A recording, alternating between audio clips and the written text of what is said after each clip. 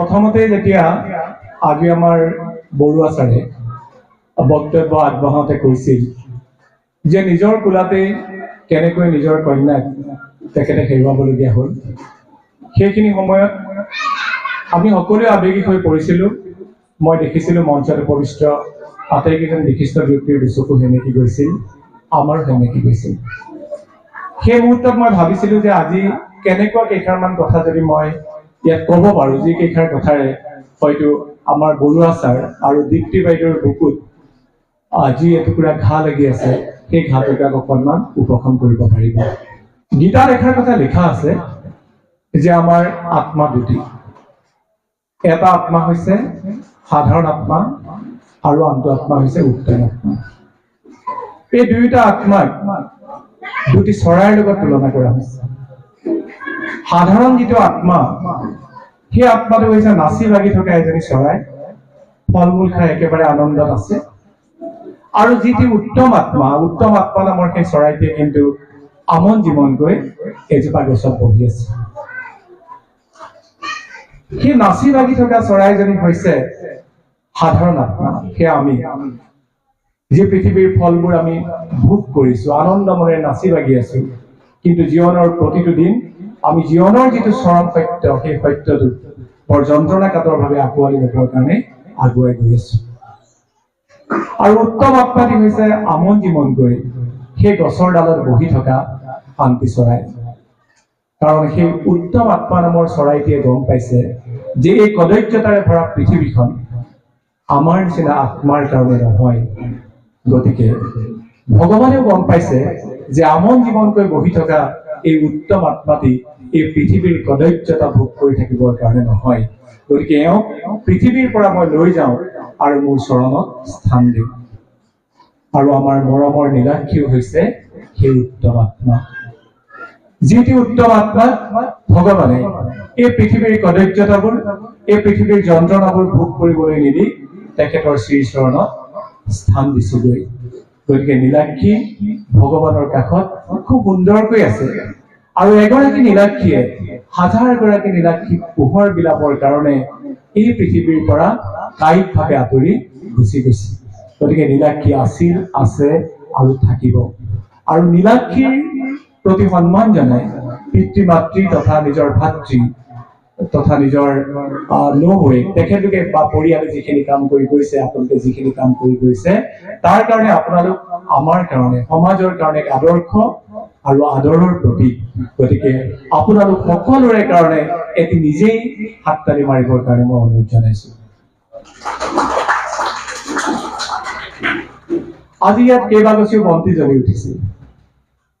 এই বন্তি কেইগছি জ্বলি উঠাৰ মূল কাৰণ আপোনালোকে দেখিছে যে আটাই কেইগছি বন্তি কিন্তু খুব ধুনীয়াকৈ জ্বলি উঠিছে।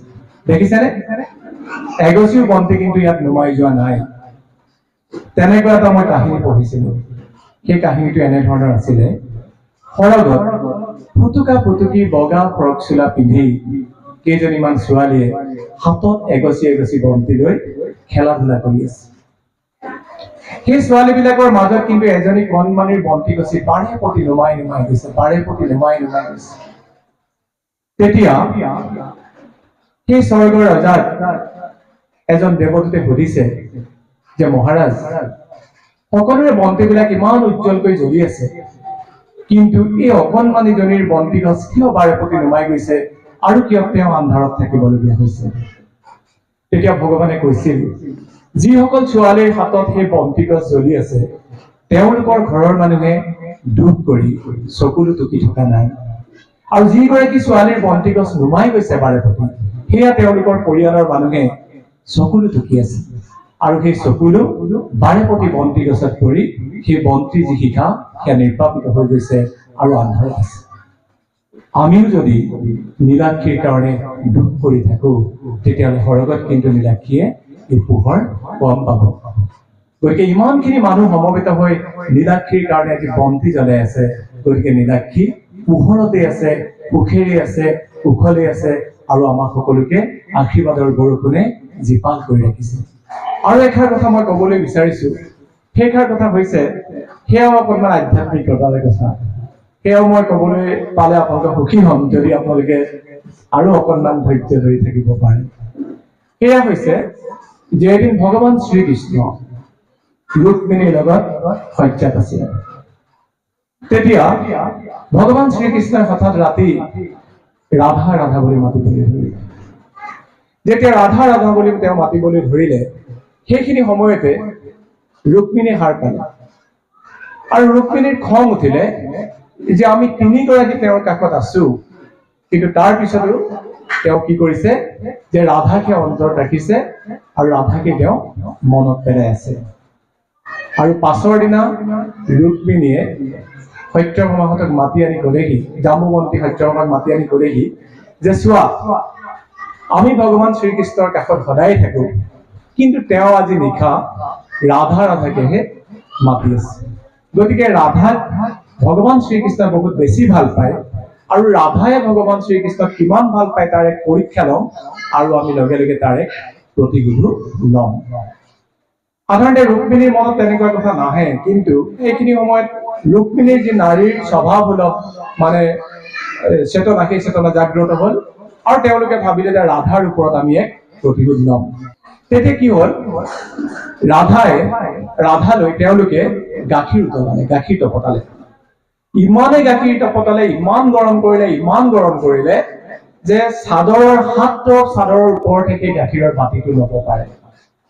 তেতিয়া কি হ'ল, সেই গাখীৰখিনি এজন ব্যক্তিৰ হাতত দি পঠিয়ালে ৰাধাৰ ওচৰলৈ আৰু ৰাধাক ক'লেগৈ যে ৰাধা, তুমি যদি ভগৱান শ্ৰীকৃষ্ণক ভাল পোৱা, তোমাৰ যদি অন্তৰাত্মাত আছে, তেন্তে এই তপত গাখীৰখিনি খাই তুমি তাৰ প্ৰমাণ কৰি দিয়া।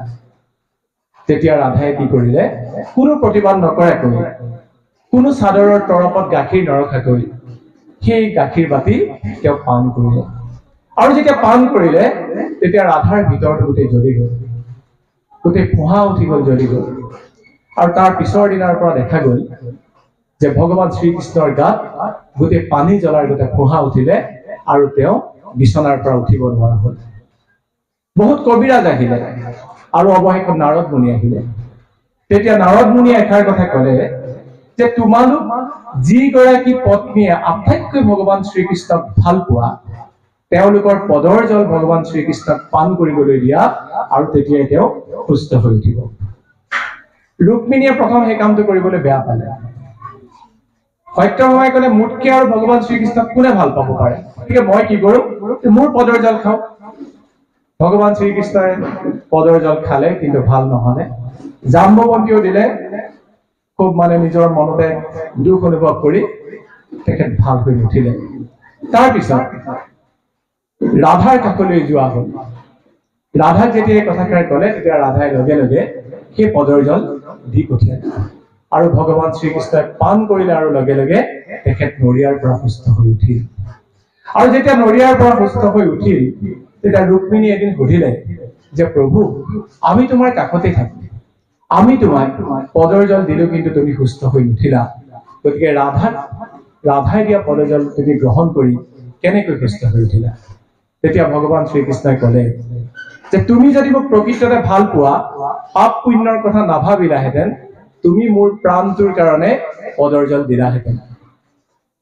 বোলে সত্যভামাইতো দিলে, সত্যভামাই দিছিল, কিন্তু সত্যভামাই দিয়া পদৰ জল অহংকাৰেৰে দিলে। আৰু জাম্বৱন্তী, বোলে জাম্বৱন্তীৰ একে অৱস্থা, তেওঁ অহংকাৰ নাছিল, কিন্তু তেওঁ ভয়েৰে দিলে, সেইকাৰণে মই সুস্থ হৈ নুঠিলো। কিন্তু ৰাধাই দিয়া পদৰ জল খাই মই এইকাৰণে সুস্থ হৈ উঠিলো যে ৰাধাই মোক অতি বেছিকৈ ভাল পায়। তেওঁ এবাৰো মনত কিবা পাপ হ'বনি নাভাবিলে, মোৰ জীৱনটোতকৈ তেওঁৰ নিজৰ জীৱন তুচ্ছ বুলি ভাবিলে আৰু তেওঁ মোক পদৰ জল দি পঠিয়ালে। আৰু সেই পদৰ জল খোৱাৰ লগে লগে মোৰ স্বাস্থ্যৰ বা মোৰ দেহৰ যি যন্ত্ৰণা আছিলে, সেই যন্ত্ৰণা নাইকিয়া হৈ গ'ল। সেই কাহিনীটোৰ দ্বাৰা আমি এটা কথাই বুজি পালো যে প্ৰিয়জনৰ কাৰণে যদি কোনোবাই যন্ত্ৰণা লয়, সেই যন্ত্ৰণা কিন্তু তাৰ প্ৰিয়জনে গ্ৰহণ কৰি লয়। গতিকে ৰাধাৰ যি ভিতৰত থকা যন্ত্ৰণা আছিলে, সেই যন্ত্ৰণা কিন্তু ভগৱান শ্ৰীকৃষ্ণই গ্ৰহণ কৰি ল'লে। গতিকে নীলাক্ষীৰ কাৰণে যদি আপোনালোকে যন্ত্ৰণা লৈ থাকে, সেই যন্ত্ৰণা কিন্তু নীলাক্ষীয়ে গ্ৰহণ কৰিব লাগিব। গতিকে মোৰ আপোনালোকৰ প্ৰতি এটাই অনুৰোধ, মই ভাবিছো আপোনালোক শক্তিশালী মনৰ ব্যক্তি, আপোনালোকে ধুমুহাৰ পিছত ৰামধেনু সৃষ্টি কৰিব পৰা মানুহ, আপোনালোকে নিজৰ ধুমুহাক শক্তিলৈ ৰূপান্তৰিত কৰিব পৰা মানুহ। গতিকে আপোনালোকৰ মনত যদি তিল মানুহ দুখ যন্ত্ৰণা আছিলে সেই দুখ যন্ত্ৰণা যাতে আজিৰ পৰা নাইকিয়া হৈ যায়। আৰু এষাৰ কথা কওঁ মই মাতৃসকলৰ কাৰণে, সেয়াও মই কম আধ্যাত্মিক কথাই। সেই আধ্যাত্মিক কথাষাৰ হৈছে এনেকুৱা যে ভগৱান শ্ৰীকৃষ্ণই যেতিয়া সন্দীপনী মুনিৰ ওচৰত শিক্ষা গ্ৰহণ কৰিবলৈ গ'ল, বলোৰামে যেতিয়া শিক্ষা গ্ৰহণ কৰিবলৈ গ'ল, 1 বছৰ শিক্ষা গ্ৰহণ কৰাৰ পিছত সন্দীপনী মুনিয়ে কিন্তু তেখেতলোক দুজনক বহুৱাই লৈ এষাৰ কথাই কৈছিল, সেয়া আছিল যে 1 বছৰে তুমি কি শিক্ষা গ্ৰহণ কৰিলা ইয়াত, সেইটো কিন্তু মোৰ কাৰণে ডাঙৰ কথা নহয়। আজি মই তোমালোকক মাত্ৰ 4টা কথা কৈ পঠিয়াম, যি 4টা কথাই তোমালোকৰ জীৱনৰ কাৰণে আটাইতকৈ ডাঙৰ শিক্ষা হ'ব। সেইকেইটা কথা কিন্তু আমি অভিভাৱক, অভিভাৱিকা, শিক্ষক, শিক্ষয়িত্ৰী বা সমাজৰ প্ৰতিজন ব্যক্তিয়ে মনত ৰখাটো উচিত। ভগৱান শ্ৰীকৃষ্ণই তেতিয়া হাতযোৰ কৰি সন্দীপনী মুনিক কৈছিল যে কওক গুৰু, আপুনি কোৱা এই শিক্ষা আমি নিশ্চয় গ্ৰহণ কৰিম। তেতিয়া প্ৰথমটো শিক্ষাৰ কথা কৈছিল যে পৰোপকাৰৰ সমান আনন্দ ক'তো নাই। সেয়াই পৰোপকাৰ। মই এষাৰ কথা কৈছো দেই, সকলোৰে কথা কোৱা নাই, বহুত প্ৰাইভেট স্কুলৰ কাৰণে গাৰ্জেন নহয় কিন্তু কাষ্টমাৰ। তেওঁলোকে যিকোনো প্ৰকাৰে অভিভাৱকসকলক সন্তুষ্ট কৰিবই লাগিব। লাগিলে তেওঁ নিজৰ সহকাৰী শিক্ষকজনক তেখেতৰ আগত অপমানেই কৰক, লাগিলে অধ্যক্ষজনকে কামৰ পৰা অব্যাহতি দিয়ক, যিয়ে নহওক লাগিলে, কিন্তু সেই কামটো কৰিবলৈ বহুত প্ৰাইভেট স্কুলে কুণ্ঠাবোধ নকৰে। যিহেতু তেখেতলোকে এজন অভিভাৱকক যদি সন্তুষ্ট কৰিব নোৱাৰে, এজন কাষ্টমাৰ সন্তুষ্ট কৰিব পৰা নাই। কিন্তু নীলাক্ষী একাডেমী, মই সকলো প্ৰাইভেট স্কুলৰ কথা কোৱা নাই আকৌ দেই, মই এই যে কলো কাষ্টমাৰ কথা, সকলো প্ৰাইভেট স্কুলৰ কথা কোৱা নাই, কিন্তু নীলাক্ষী একাডেমী বা আন বহু এনেকুৱা প্ৰাইভেট বিদ্যালয় আছে, শিক্ষানুষ্ঠান আছে, য'ত পৰোপকাৰৰ দ্বাৰা আনন্দ লাভ কৰি ছাত্ৰ ছাত্ৰীসকলক পোহৰৰ দিশে আগুৱাই নিবৰ কাৰণে প্ৰচেষ্টা কৰিছে। যিহেতু Nilakshi Memorial, education is not a market, education is not a business for Nilakshi Memorial. It is the symbol of sacrifice and dedication and devotion. গতিকে নীলাক্ষী মেমৰিয়েলত মই যে কৈছো যে পৰোপকাৰৰ সমান আনন্দ ক'তো নাই, সেইটো নিশ্চয় নীলাক্ষী মেমৰিয়েলত আছে আৰু সেয়া আপোনালোকেও দেখিছে। গতিকে পুনৰবাৰ নীলাক্ষী মেমৰিয়েলৰ কাৰণে এটি হাততালি আপোনালোকে দিয়ক। ভগৱান শ্ৰীকৃষ্ণই আন এষাৰ কথা কৈছিলে, সেয়া হৈছিল যে ত্যাগৰ সমান প্ৰেম ক'তো নাই। আপোনালোকৰ সন্তানক শিকাওক, যদি 2টা চুৱেটাৰ আছে, ঠাণ্ডা দিনত এটা চুৱেটাৰ নিজৰ বন্ধুজনক দিয়ক, সেয়া ত্যাগ, আৰু সেই ত্যাগৰ সমান প্ৰেম ক'তো নাই। আৰু কৈছিলে গুৰুৰ প্ৰতি থকা আনুগত্যৰ সমান আনুগত্য ক'তো নাই। গু মানে আন্ধাৰ আৰু ৰু মানে পোহৰ। যি আন্ধাৰৰ পৰা পোহৰলৈ হাজাৰজনক লৈ যাব পাৰে, তেখেতে হৈছে গুৰু। আজি কিন্তু হাজাৰজন দ্ৰোণাচাৰ্য ৰোগাক্ৰান্ত আৰু হাজাৰজন একলব্য কিন্তু আনন্দত মত্তহাৰা হৈ আছে। তেওঁলোকে নিজৰ গুৰুৰ প্ৰতি সময় দিবৰ কাৰণে কাৰো হাতত তিল মানুহ সময় নাই, যিটো কথা ইতিমধ্যে আমাৰ চক্ৰৱৰ্তী ছাৰৰ ভাষণত আমি প্ৰকাশ পাইছে। গতিকে আমি মূল্যবোধৰ শিক্ষা, অভিভাৱকসকলে, আমাৰ শিক্ষাগুৰুসকলে আমি মূল্যবোধৰ শিক্ষা দিব লাগিব, যাতে হাজাৰজন একলব্যৰ সৃষ্টি হয়। আৰু তাৰ পিছত এষাৰ কথা কৈছিলে যে বীৰৰ সমান পূজা ক'তো নাই। সঁচাকৈ বীৰৰ সমান পূজা ক'তো নাই। আমি যদি বীৰসকলৰ পূজাৰ কথা চাওঁ, তেতিয়াহ'লে আমি দেখিম এতিয়া কিন্তু ৰামৰ ভক্ত হনুমান বীৰ আছিলে। হনুমানৰ ইমানেই পূজা আছিলে, ইমানেই ভগৱানৰ প্ৰতি আনুগত্য আছিলে, যাৰ কাৰণে এতিয়া হনুমানৰ যিমান মন্দিৰ আছে ভাৰতবৰ্ষত, কিন্তু ভগৱান ৰামচন্দ্ৰৰ সিমান মন্দিৰ নাই। গতিকে সেই বীৰৰ দৰে পূজা কৰিব লাগিব নিজৰ গুৰুজনক। এই 4টা কথা মই আপোনালোকৰ সন্তানটিৰ কাৰণে ক'বলৈ অনুৰোধ জনালো। আৰু 2 মিনিটৰ ভিতৰত এটা কাহিনী কৈ সামৰণি মাৰিম। সময়টো কৈ দিছো, যেনেকে টিভিত বাতৰিটো দি থাকিলে যে এডভাৰটাইজৰ কাৰণে 15 ছেকেণ্ড মান আছে বুলি ক'লে মনটো ভাল লাগি থাকে আমাৰ, তেনেকুৱা ধৰণৰ কথা। মই শেষত এটা কথাই আপোনালোকক কৈছো, আজি কেইটামান দিনৰ আগত মই দুখটো কৈছিলো, আমাৰ দোলাকাঠিৰে বেদী ইয়াতে আছে, তেখেতে নিশ্চয় শুনিছিলে। সেই কথাটো এনেকুৱা ধৰণৰ, ইতিমধ্যে আমাৰ ছাৰে কৈ গৈছিলে যে পিতৃ মাতৃৰ কি ভূমিকা। মই মাত্ৰ আধ্যাত্মিকতাৰ যোগেদি এই কথাখিনি ক'বলৈ বিচাৰিছো। মই চক্ৰৱৰ্তী ছাৰক ধন্যবাদ এই কাৰণে দিছো, ছাৰে এইখিনি কথা কৈ দিয়া হ'লে মোলৈ লেঠা মৰিলে।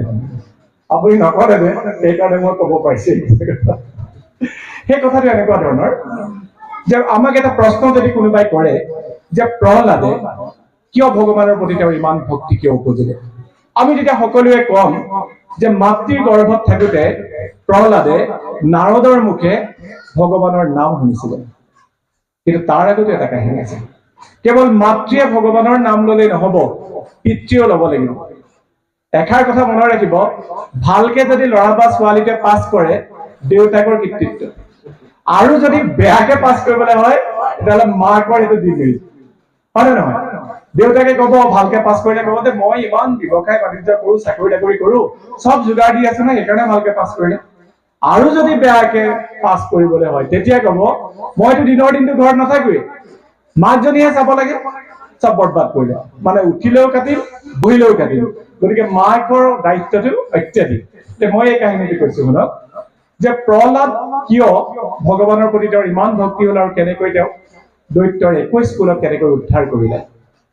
সেই কথাটো এনেকুৱা ধৰণৰ যে বৰাহৰ হাতত যেতিয়া হিৰণ্যাক্ষৰ মৃত্যু ঘটিছিলে, তাৰ পিছতে হিৰণ্যকশিপুৰে ভাবিছিলে যে মই ধ্যান কৰিবলৈ যাওঁ আৰু মই অমৰত্ব যাতে বৰ, সেই বৰটো লাভ কৰিব পাৰো।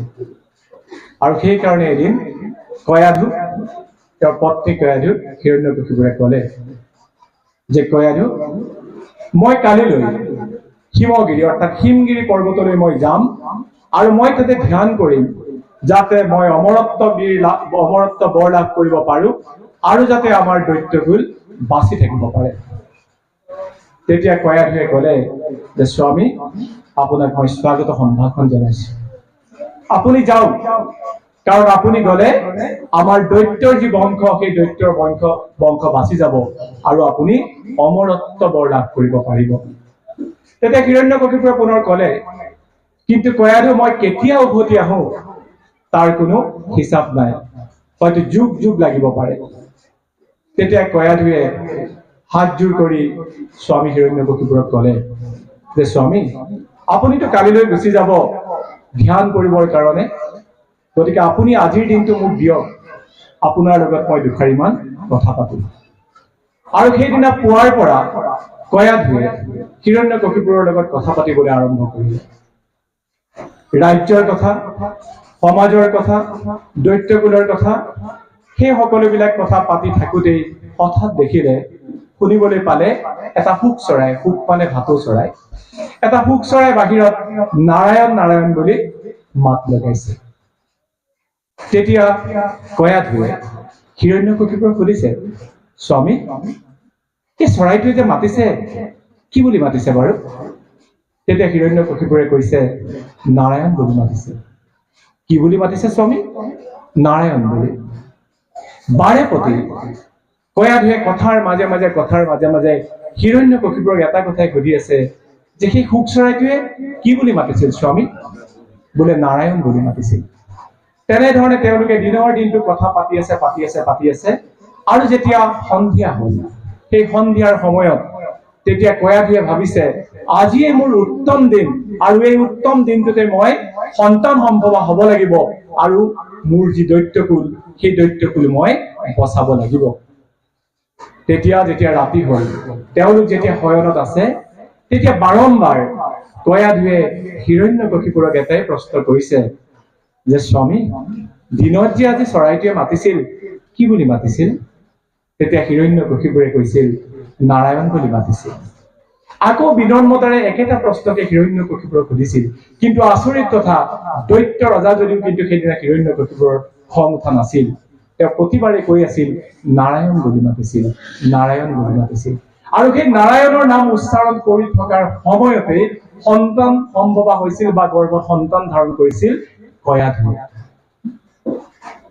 আৰু তাৰ পিছতে প্ৰহ্লাদ একলা দুকলাকৈ বাঢ়ি 10 মাহ 10 দিনৰ পিছত ভূমিষ্ঠ হৈছিল।